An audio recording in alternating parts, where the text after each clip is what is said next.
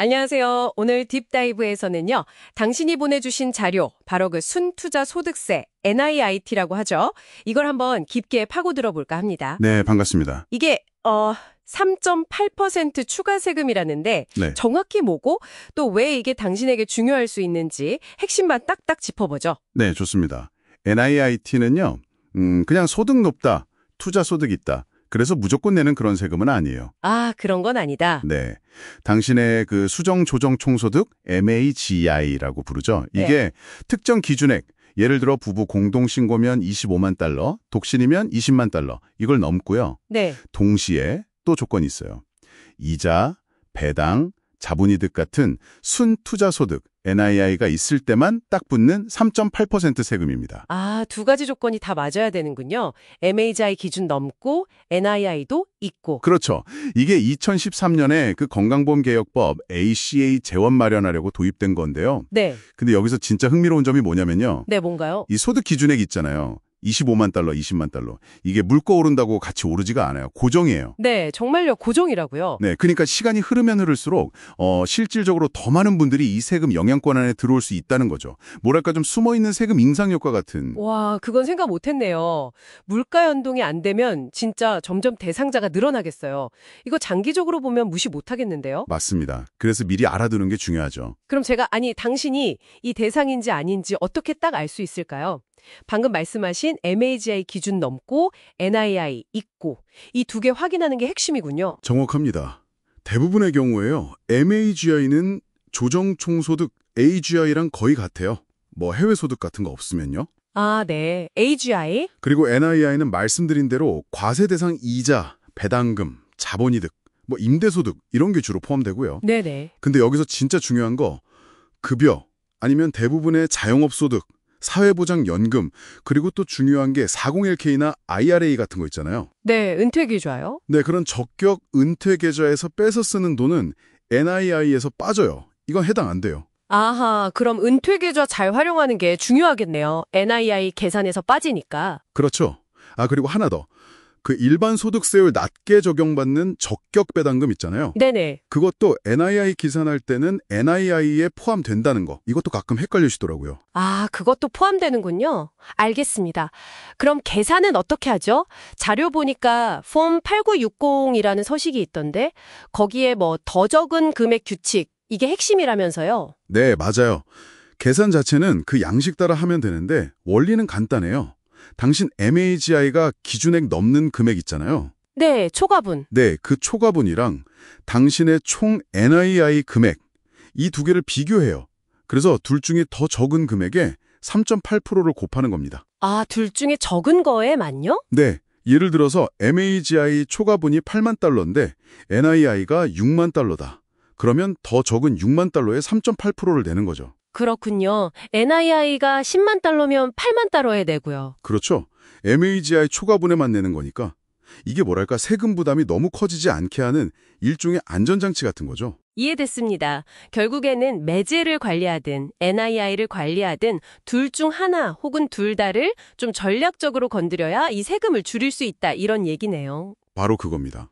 자, 그럼 이제 제일 궁금한 부분이죠. 이 NIIT 부담 어떻게 줄일 수 있을까요? 자료에 보니까 몇 가지 전략들이 있던데요. 우선 매제 자체를 낮추는 방법부터 좀 볼까요? 네, 가장 직접적인 방법이죠. 그 세금 이연 계좌 있잖아요. 전통적인 401k나 뭐 건강저축 계좌, HSA 같은 거. 네네, HSA. 이런데 기여금을 그냥 최대로 넣는 거예요.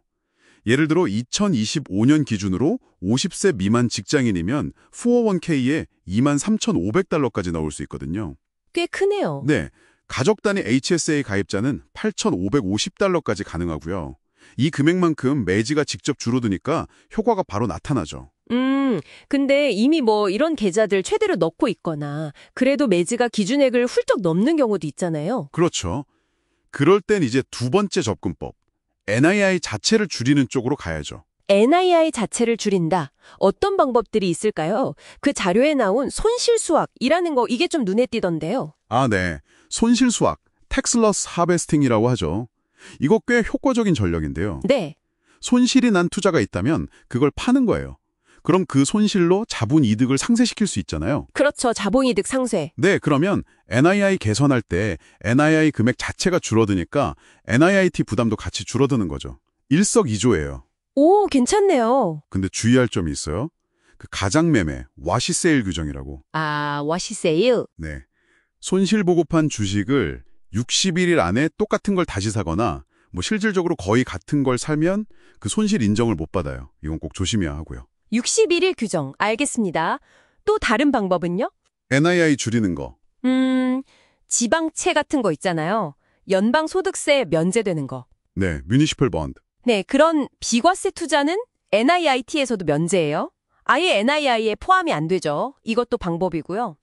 아니면 주식 같은 게 많이 올랐다면 네. 그걸 직접 자녀한테 증여할 수도 있어요. 그럼 자본이득 실현을 피하는 거죠. 물론 그 키디텍스는 좀 신경 써야 하고요. 아, 자녀세율 적용되는 거요? 네. 아니면 아예 자선단체에 기부하는 것도 좋은 방법이에요. 가치 상승한 주식을 기부하면 자본이득세, NIIT 다 피하고 기부금 공제 혜택까지 받을 수 있으니까요. 증여나 기부도 NII를 줄이는 방법이 될 수 있군요. 흥미롭네요. 그리고 임대소득 있는 분들.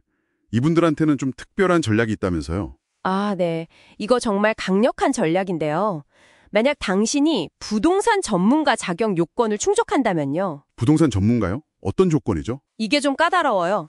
연간 750시간 이상 부동산 관련 사업에 종사해야 하고 또 그 시간이 당신이 하는 다른 모든 일보다 많아야 하고 뭐 그런 조건들이 있어요. 와, 750시간. 꽤 많은데요? 네, 그리고 임대 활동에 실질적으로 참여했다는 걸 또 입증해야 돼요. IRS가 정한 7가지 테스트 중 하나를 만족해야 하고 시간 기록 같은 증빙 자료도 아주 꼼꼼하게 챙겨야 합니다. 네. 하지만 만약 이걸 충족하면요. 그 임대소득을 NIIT 계산에서 제외시킬 수가 있어요.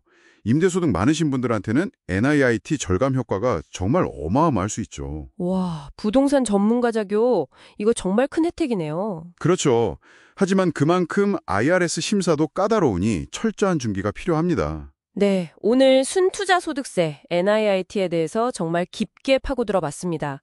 핵심은 결국 그 MAG랑 NII 이 두 가지 기준을 잘 이해하고 네, 그렇죠. 이걸 관리할 수 있는 여러 전략들, 뭐 세금 이연 계좌 활용부터 손실 수학, 또 현명한 증여나 기부, 방금 말씀하신 부동산 전문가 자격 활용까지 정말 다양한 방법이 있다는 거네요. 맞습니다. 당신의 상황에 맞는 최적의 조합을 찾는 게 중요하겠죠. 네, 어떤 전략이 나에게 맞을지 잘 따져봐야겠어요. 그리고 NIIT 계획이라는 게요. 단순히 뭐 세금 몇 푼 아끼자 이런 차원을 넘어서야 해요.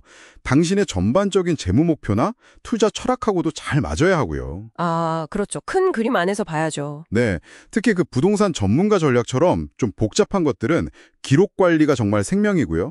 연말에 막 급하게 하려고 하지 마시고 연중에 좀 꾸준히 검토하고 계획하시는 게 현명합니다. 미리미리 준비하는 자세가 중요하겠군요. 네.